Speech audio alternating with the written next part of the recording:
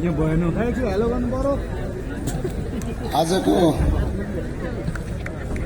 यो कार्यक्रमका प्रमुख अतिथिज्यू, यहाँ उपस्थित हुनुभएका पार्टीका पदाधिकारीज्यू, राष्ट्रवादी साथीहरू, काठमाडौँ, भक्तपुर र ललितपुरलाई मध्यनजर गरेर हामीले एउटा यो आन्दोलन पछाडि राष्ट्रवादी साथीहरू उठौँ भनेर एउटा आयोजना गऱ्यौँ। त्यसमा उपस्थित हुनुभएका सम्पूर्ण राष्ट्रवादीताहरूमा जय राष्ट्रवाद, जय नेपाल सबैलाई। म आज धेरै कुरा भन्दा पनि आन्दोलन भयो नेपालमा, हामीले संसदबाट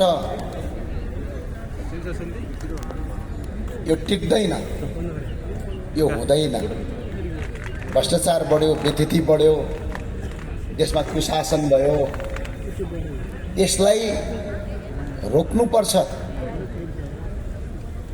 त्यति मात्र होइन, तपाईले सत्ता छोड्नुपर्छ। यदि सत्ता छोड्नु भएन भने तपाईले देश छोडेर भाग्नुपर्छ भन्नेसम्म अभिव्यक्ति दिग्दासम्म पनि सरकार सुध्रेन।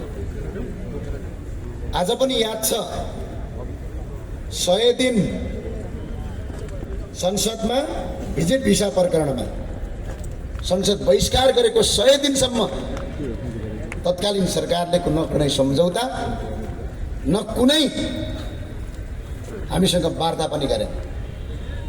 यो संसदका सभामुख आज पनि हुनुहुन्छ, उहाँ तत्कालीन प्रधानमन्त्रीको गोटी बन्नुभयो, उहाँले सुन्नु भएन त्यो।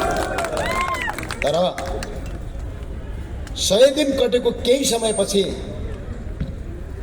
संसद त के, देशको राष्ट्रपति पनि भागेर कुनामा लुक्नुपर्ने अवस्था आयो। तर आज दुःख लाग्दो कुरा एउटा छ, अहिले प्रधानमन्त्री सुशीला कार्की हुनुहुन्छ। संसदमा हामीले भिजिट भिसा प्रकरणमा तत्कालीन गृहमन्त्री 2074 सालदेखि 2082 सालसम्म आइपुग्दाका प्रत्येक गृहमन्त्रीलाई छानबिन गर्नुपर्छ। आज नेपालीहरू बेचेका छन् भनेर हामीलाई आवाज, त्यो कुराहरू सुनिएन।